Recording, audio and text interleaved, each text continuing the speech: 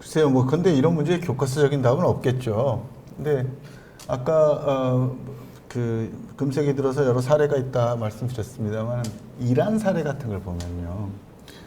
사실 그 부시 행정부가 들어와서 악의 축이라고 하면서 뭐 7개 국가를 지역할 때 이제 이란도 들어갔어요.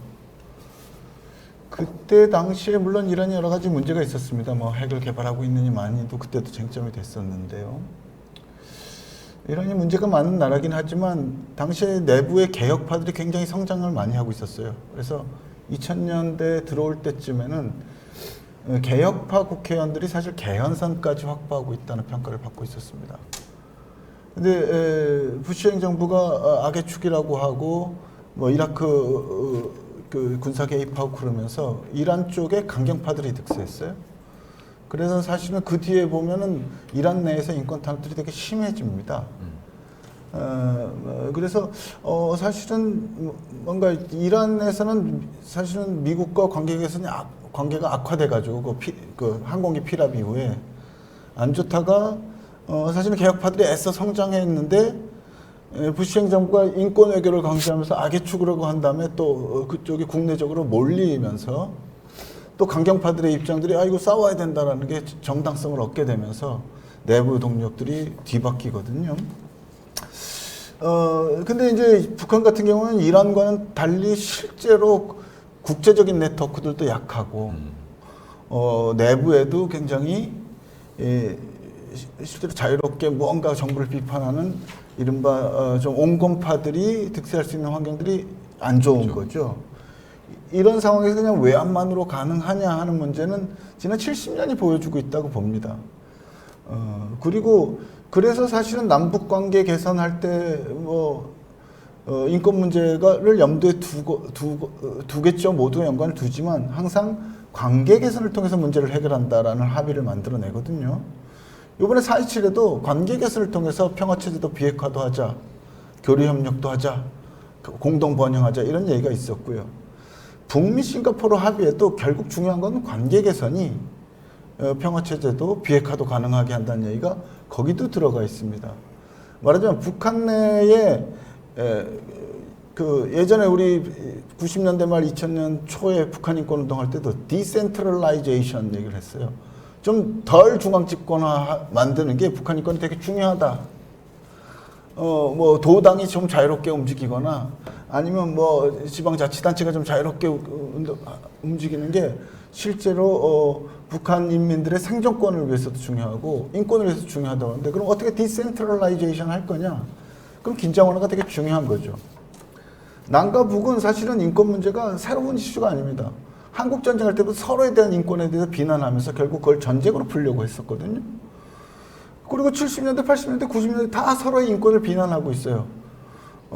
그렇기 때문에 남북 관계를 문제를 푸는 데 있어서는 관계를 개선하고 서로를 존중하는 게 독재를 그냥 존중하자는 얘기가 아니거든요.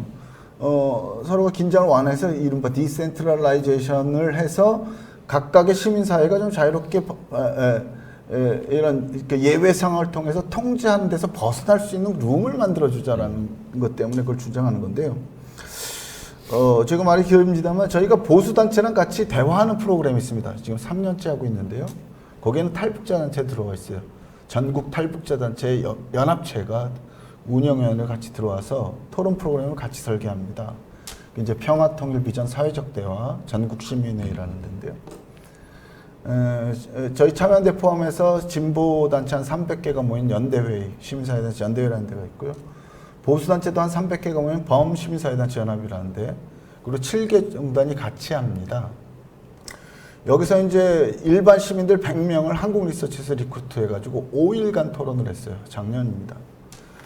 한반도의 미래는 어떻게 되느냐, 좀 일반적인 주제로 하는 건데, 그것을 위해서 이제 발제를 했습니다. 북한 인권 얘기도 들어갔죠. 북한 인권 문제를 어떻게 풀 것인가. 보수 진보가 합의해서 질문 예문을 2개를 만들었습니다. 북한 인권 문제를 우선 제기해야 실질적으로 평화정책과 교류협력도 가능하냐? 아니면 평화정책과 교류협력을 우선 진전시켜야 북한 인권도 실질적으로 개선할 수 있냐? 뭐 예문이 보수 전문 진보가 같이 하는 겁니다. 왜냐하면 뭐 북한 인권 싫어하는 사람 없잖아요. 다 좋아하니까 그렇게 하지 말고 구체적으로 어프로치에 대해서 얘기해보자. 근데 나흘간 토론하면서 1차, 2차, 3차, 4차를 토론했어요. 예비 토론 하루 있었고요. 4번 설문을 했는데 1차에 북한 인권 문제를 먼저 제기해야 된다라는 응답자가 27.4%. 100명 중에 뭐 100 몇 명이어서 소수점이 나왔는데요. 그 다음에 평화 정책과 교류 협력이 우선돼야 인권 문제도 좋아진다. 70% 나왔습니다. 그리고 나흘간 토론했는데 별 양상의 변화가 없이 맨 마지막 결론에서도 29.2%와 69.8%. 한 2명 정도가 인권 문제 좀 먼저 더 제안한다라고 이동한 거거든요. 한 7대3 비율로 일반적인 시민들은 관계가 개선돼야 북한 인권 상황도 좋아질 거라고 감각적으로 알고 있다. 그리고 이건 한반도에 사는 사람이면 누구나 느끼는 거의 본능적인 자각일 거라고 생각합니다. 그렇게 접근하는 게 맞다고 저는 생각합니다. 그 남북관계가 안 좋아졌을 때도 민간 차원에서 만난 적은 있었습니다. 예를 들어서 이명박 정부가 그 오이사 조치하고 남북 민간 교류가 다 중단됐을 때도 북쪽에서 다자틀에는 나왔어요, 민간이. 그래서 저희가 GPEC이라고 글로벌 파트너십 for Prevention of Armed Conflict니까 이제 무장 갈등 예방 국제회의라는 민간 틀이 있는데 동북아시아 회의에서 몽골이 좀 주도가 돼가지고 몽골 울란바토르에서 민간 육자회담 하자 그래서 모였습니다. 그래서 미국도 오고 미국 민간단체죠. 요 틀에 북한이 업적으로 들어오다가 몇 년 전부터 공식으로 들어와가지고 같이 얘기를 하는데요. 거기서는 비공식적 자리에서 인권 문제도 얘기합니다. 저희는.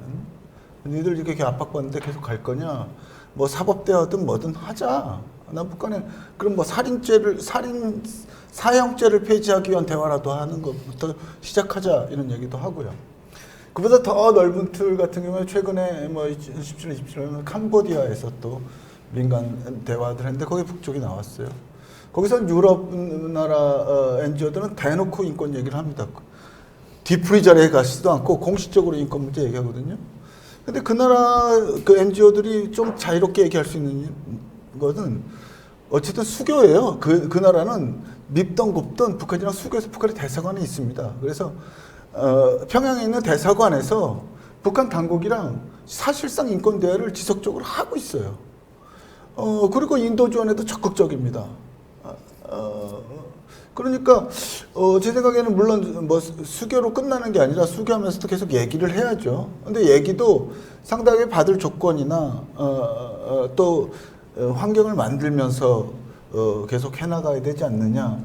근데 그렇다고 제가 민간단체들이 북한 인권 얘기를 절대 해서는 안 된다 이렇게 말할 수는 없을 것 같습니다. 유엔에서는 누구든 해야죠. 저희도 FIDH라고 유럽에서 북한 인권 문제를 되게 세게 하는 연합체의 소속단체입니다. 근데 저는 맨날 가가지고 좀 살살해라. 관계 개선도 얘기하면서 해야 되지 않냐. 저희는 이제 다른 인풋을 주는 거죠. 그래서 사실 이런 단체들의 노력으로 지금 대북 인권 결의안 채택할 때는 대화가 중요하다. 평화는 인권에 되게 중요하다. 인도 지원은 매우 중요하다라는 게 반드시 따라붙게 됐습니다. 이게 얼마 안 된 거거든요. 그냥 인권 얘기하는 게 아니라 평화가 곧 인권이다라고 하는 것을 국제규범으로 같이 만들어야 되는데 저는 그럼에도 불구하고 분쟁 당사자로서 남한의 민간, 분쟁 당사자로서 남한의 정부는 어떤 포지션을 취해야 될 것이냐는 매우 중요한데 우리가 유엔 얘기하지만 유엔의 큰 가치가 사실은 평화하고 인권입니다. 그리고 인권도 유엔 인권선 할 때 4개의 자유를 얘기하는데요. 이거 미국 발로 나온 거죠.